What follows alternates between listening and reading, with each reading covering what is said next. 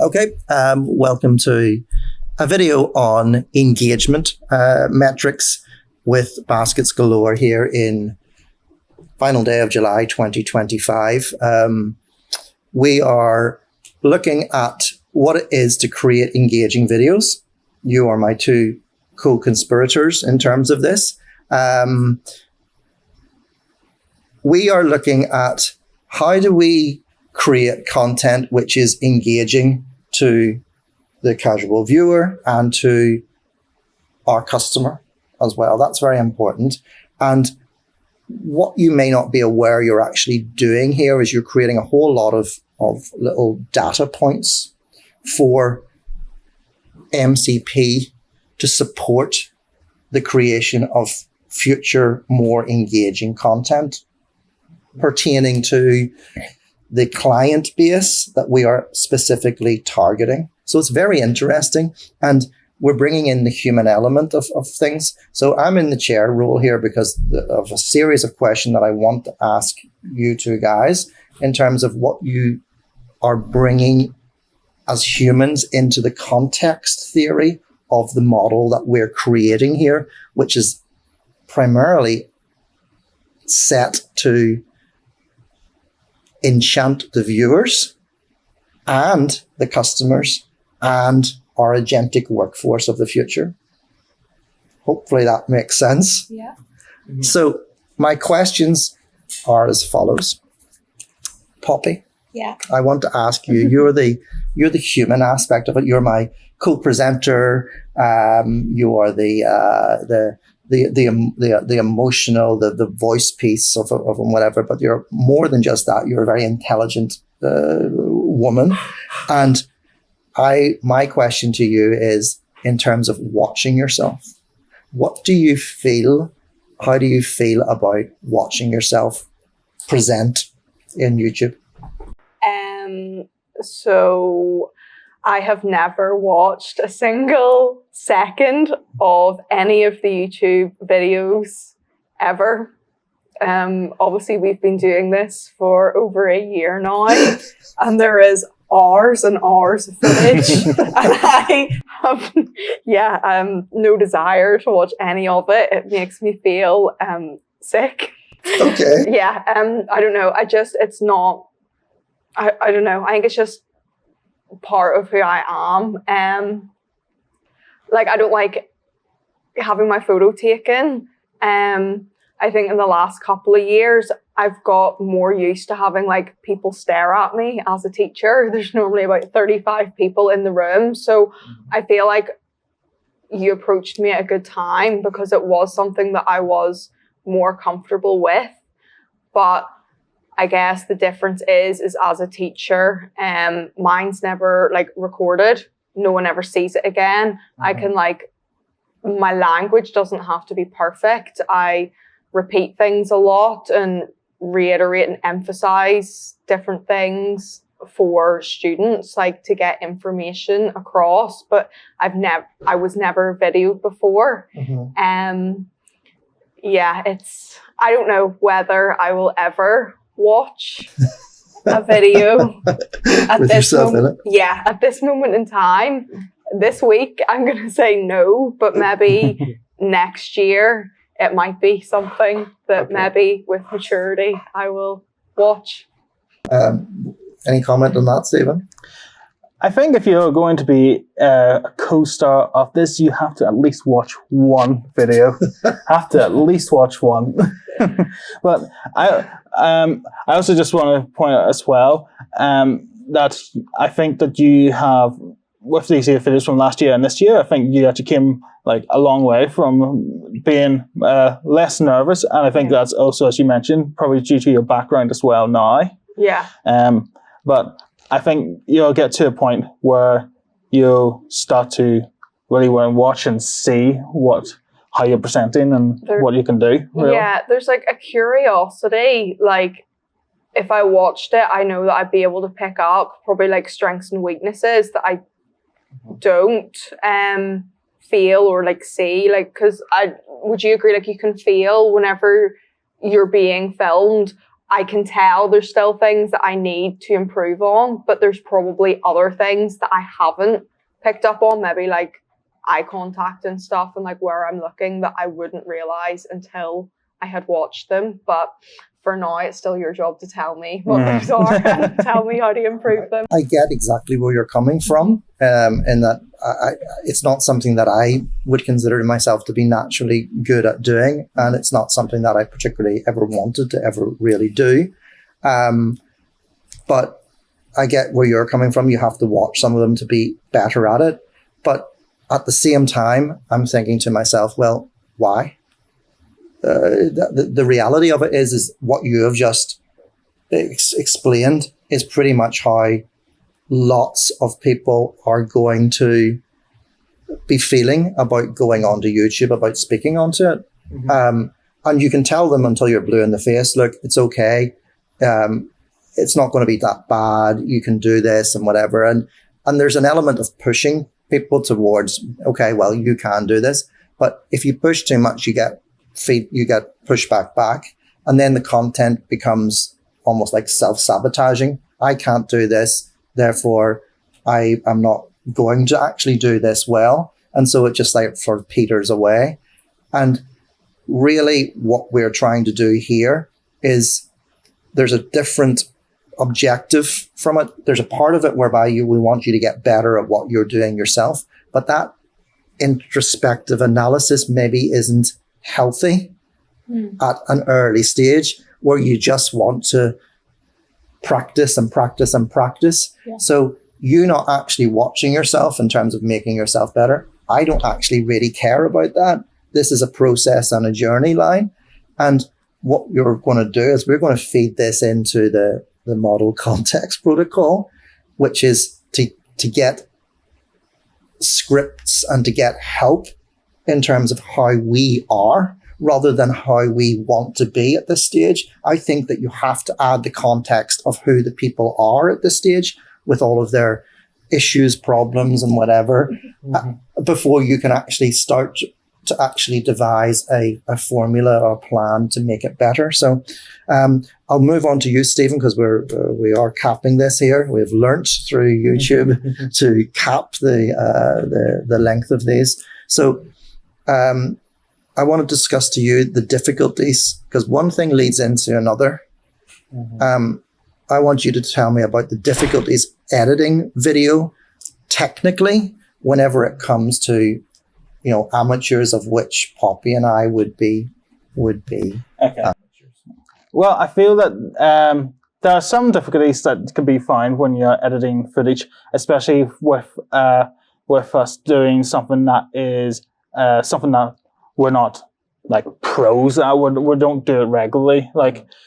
So at the beginning, with the footage here, technically I have to go through it and see what is the best bits, what is the best content that you have both given on camera, or even if there's any kind of mistakes, or even gaps, or even repetition on words or points that you've made. So I have to go through that footage, and then I have to cut that there down, and I have to make it look engaging, but also hidden edits. You see maybe in previous videos, even you saw in production, even after you both were presented, I went around taking B-roll footage. The purpose of that is not only to actually make it engaging for people watching a video where it just cuts to something else, like seeing the basket or different angles, but it's also to hide those little cuts.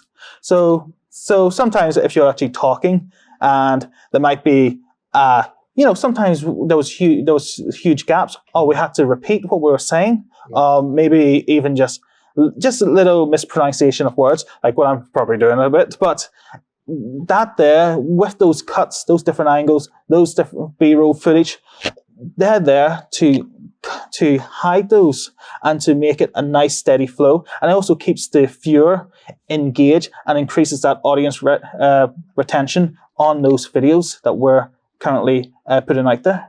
Okay, that's very interesting insight into the difficulties of video editing amateurs, which go higher as a result of their lack of inexperience that you need to cover up a little bit more. That's very interesting. So, are you conscious of Stephen doing all those types of stuff? Are you aware of it? Yeah, but I feel like now, like I'm more, not that I ever wasn't confident in your abilities, but like it's more natural the more we've done it. Like I know if I make a mistake, I can just say, oh, pause. And if I take a few seconds and just repeat what I said, like I know that you can just cut it out where I like stumbled over my words. Yeah. So I'm more like confident in like my ability to use Stephen like to help us. If not, Yeah, but that's another thing as well. Again, I mentioned before, the comparison of when we first started and what we're doing now. There is less, it's not as necessary as it used to be because you both have become more confident on camera. You've been able to get what you need to say out, and it's that confidence that people get and engage with, and it also makes my job a lot easier with less cuts, and I think that's what we're currently achieving now with our current and future productions. Yeah. I want to move on here to about something you mentioned, Poppy, there about being self-conscious of the age demographic in terms of the audience as well. It's kind of interesting because I think we can very quickly move through this particular question and say, what type of audience member do you imagine is watching this? And then what type of audience member do you see watching this? Stephen, would that be a good sort of two-way of... Yeah, so as I've worked like in the office here and I've like dealt with a lot of our customers through email and on the phone, they are middle-aged, mature customer, which in my mind would be similar people who are going to be watching the videos if they're, if they're the same customers who, if they're looking for hampers or want to build their own hampers, they would come across our videos. And I think maybe there's that consciousness that how would they relate to me?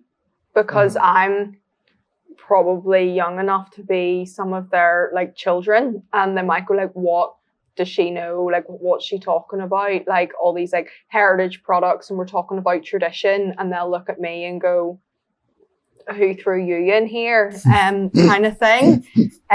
So they might.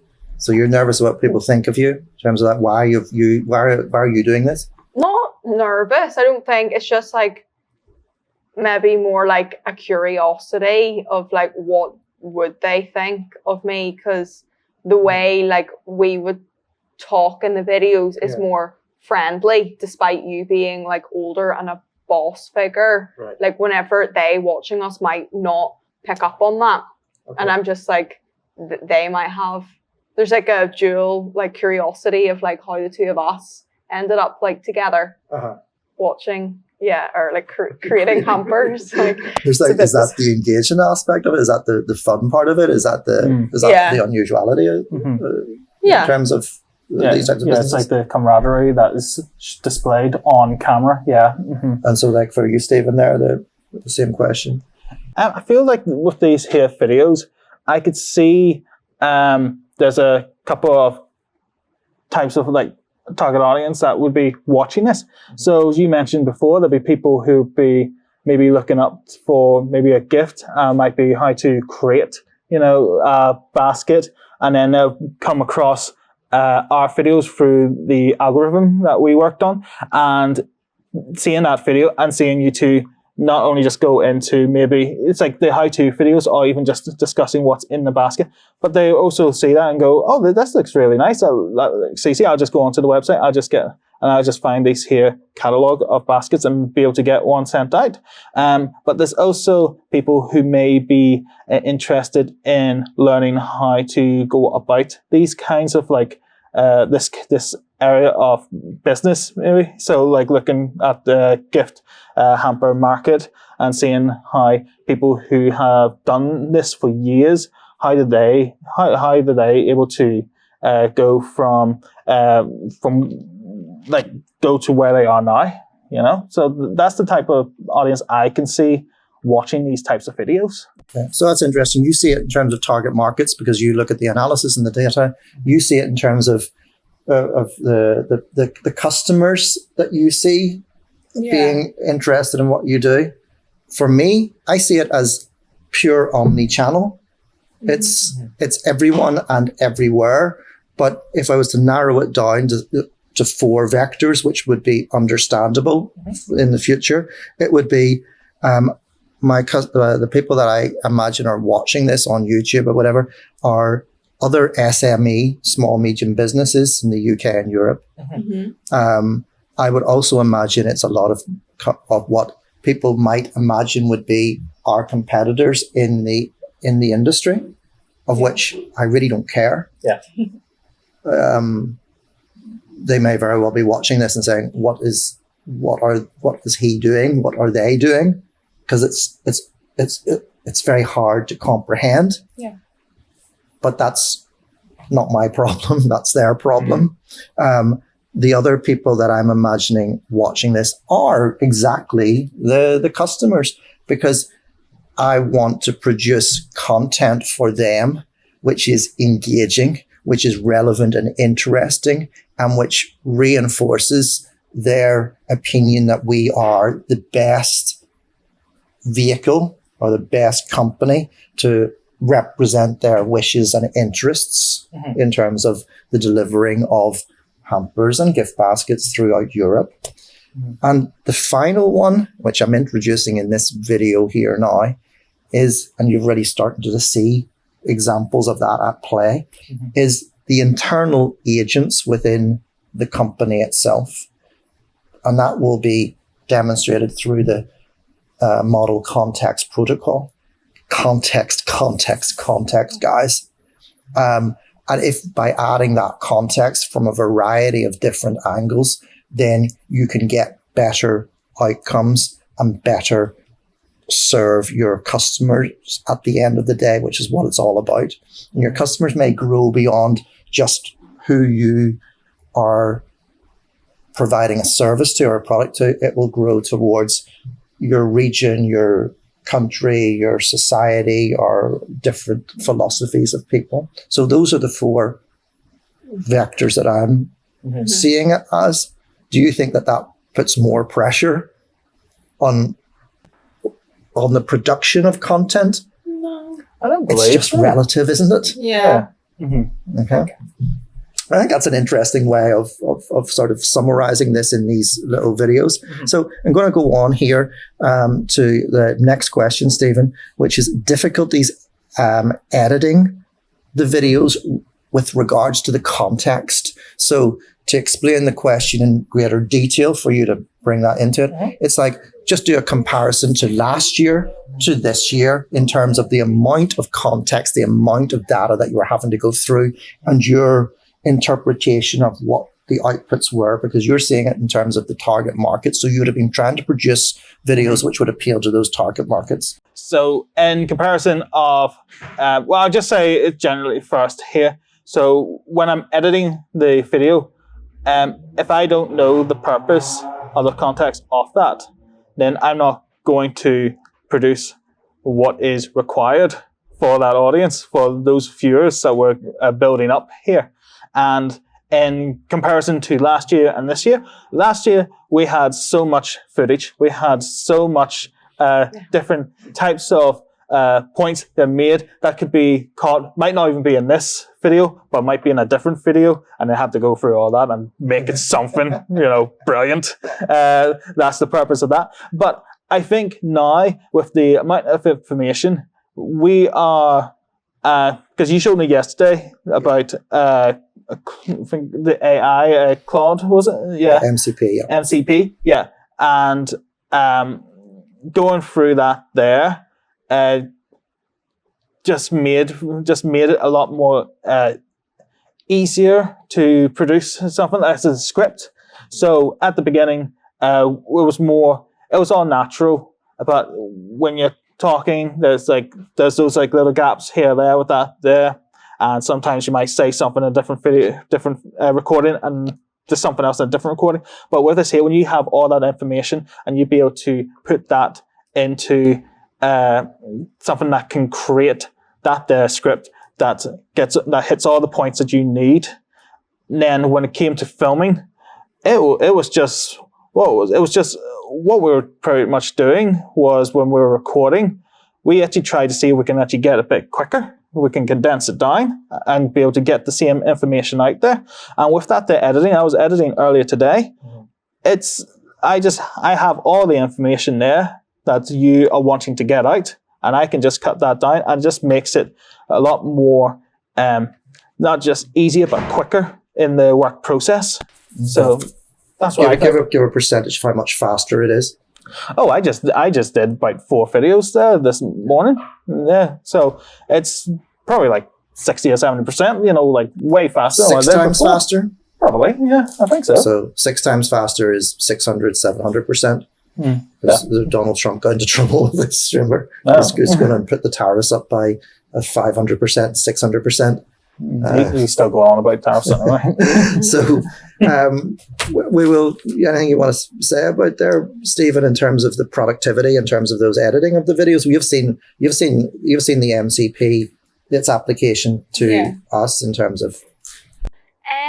I think that we've like learned from last year is like to have one goal in mind for each video, rather than last year it was like, well, we'll try and show the products in this. We're also going to like, a second version is going to be, we're going to show like why we put these products in, and then like a third was how are we going to pack it, and then it was like, let's also talk about why it's good for the people we have in like mind. And then it just became this huge big like, have I said this, and maybe we can go down this route, and then you'd be talking about one thing, and then it was more difficult for us, it was more tiring for us. We had like 4 different like things that we were like, we have to tick off, and then you just had this huge word vomit mess that you had to try and like... It wasn't that bad. You had to like try and like deduce like what's going to go where, and how can I like utilize as much of this footage kind of as possible. So I think that's kind of what we've learned from it, that if we were telling people to go off and do it themselves, like just have one goal in mind and do like shorter, more to the point videos, rather than trying to cram it all into one recording and then break it up. Just do each one with purpose. So we did the how-to videos last year. It was a real grind for us to get through it. I think it was 55, 60 videos or something like that. But the reason why we did it back then was because sort of knowing what was coming down the line AI-wise, that taking care of all of those big contextual blocks at that stage is necessary to be able to do what we're now doing, which is more and more formula and getting faster and faster and better at doing it. So I'm going to go on to our next, the next question here. I've mentioned here, it's the transferability of engaging entertainment to the product under discussion. What I mean by that in terms of building contextual awareness or understanding is we know we need these videos to be engaging. We know that we need people not switching off from them and going, oh my God, this is awful. So after you get past the thumbnails, after you get past the title, what's going to keep them what's going to keep them, engaged with you throughout the video? Now, obviously, you've got an opportunity to show them how long you're wanting to take their time, but we all know about the first 8 seconds and whatever. How do we open it? How do we present it? How do we maintain that attention to it?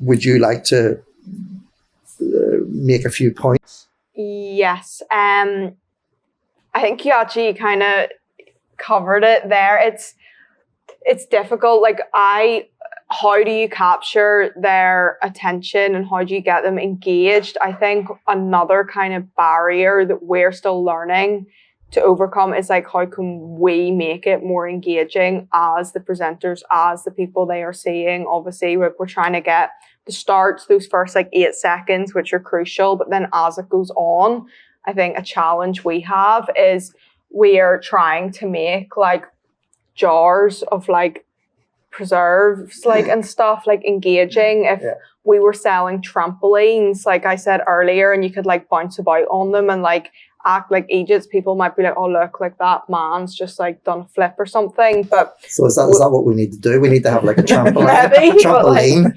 behind as we do the presentation and become the trampolining YouTube. Yeah, it's just basketeers. It is a little difficult to make, you know, biscuits and teas and stuff engaging. And although, you know, there's a passion for it from our end as like, but like how do other people relate to that are watching it? If they're coming along and watching it, like, are they going to have that same passion for food and products? You said it was easier with the birthday ones because we have like the toys and stuff, but I think that's why maybe the videos are that bit longer than we want, because we do go into like then the stories of the products and like the people who make them, because it's interesting to us, and I guess we hope that people watching will find that interest as well, and also like the thought behind creating it, how to create that thoughtful gift, how to send that sentiment is. That's very interesting. So I know we're running out of time here with the card, and so what I'm going to do is we've answered five points. We've raised 5 points there in terms of engagement.